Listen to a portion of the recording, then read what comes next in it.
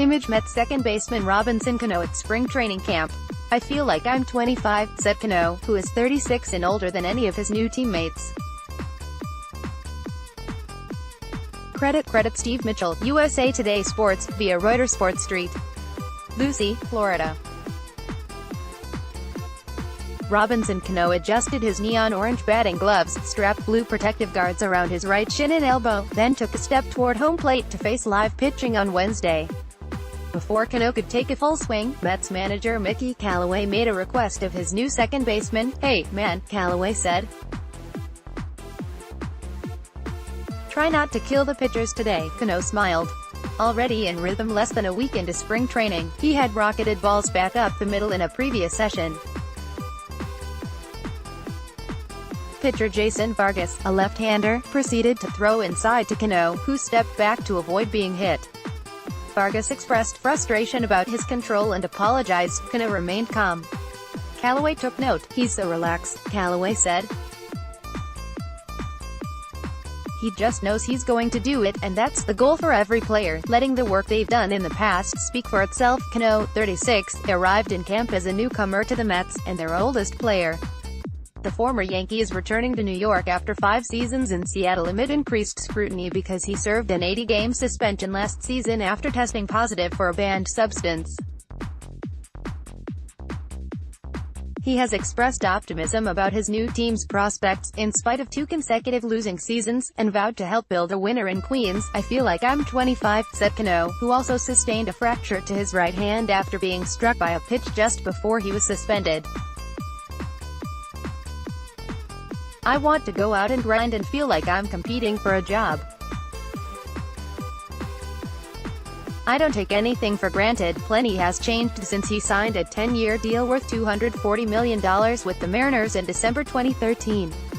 Back then, Brodie Van Wagenen, now the Mets general manager, represented Cano as an agent. Tim Tebow was still exploring his options as a quarterback in the NFL, and Alex Rodriguez was one of Cano's teammates with the Yankees. Cano reconnected with Rodriguez, now an ESPN broadcaster, by the batting cage on Wednesday.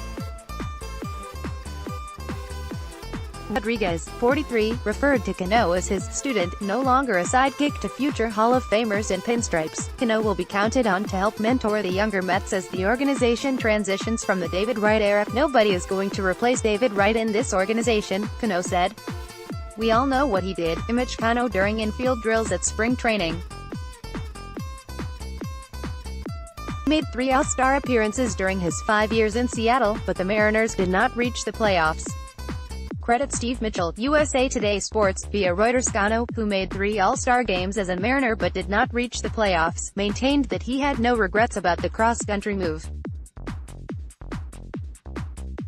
Van Wagenen negotiated his free agent contract with Seattle in December 2013, and Cano left the Bronx after 9 seasons and a World Series title. Mets outfielder Michael Conforto, a Seattle native, was a sophomore in college at the time, and he began studying Cano's fluid strokes more closely. "He makes everything look easy. The way he swings, the way he throws, the way he fields," Conforto said. "I've always been a fan of his. So when he was signed, I was pumped up about that. For me to be in the same locker room, maybe he'll rub off on me a little bit, and we can talk what he thinks when he is up there." Cano is a cautionary tale now, as well. Though he hit .303 in 80 games last season, Major League Baseball handed down the 80-game ban because Cano tested positive for furosemide, a diuretic he said he received from a doctor for a medical condition. It is also used as a masking agent, to disguise the presence of other banned substances.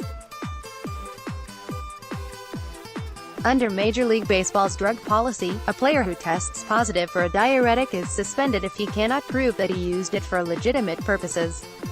After Van Wagenen acquired Cano in a trade during the offseason, Jeff Wilpon, a Mets owner and chief operating officer, asserted that he was very comfortable with Van Wagenen's explanation of Cano's suspension. "I could be proven wrong, but I don't think he's a drug cheat," Wilpon said of Cano after the trade.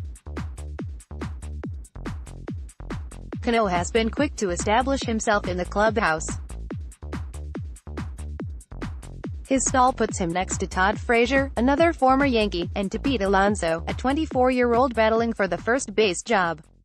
Callaway recalled Cano standing up in the Mets' first spring training meeting to address his teammates. On Thursday, Cano, who drew criticism for not running out ground balls as a Yankee, set the pace during base-running drills. He said he believed they could be the first steps toward a return to the playoffs. "I grew up through the Yankee system," he said. "They teach you how to be a champion from the minor leagues. You want to win a championship, you want to make it the playoffs so many times. Coming back here,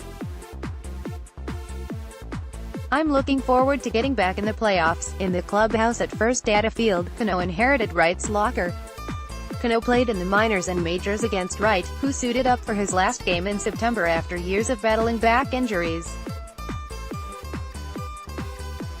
"It was sad that he had to end his career that way," said Cano, who will be 40 when his contract is up.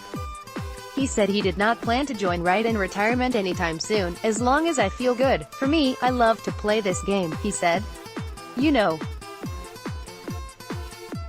as a young kid, I wanted to play in the big leagues, so as long as I have the opportunity to go out and play every day, I would love to."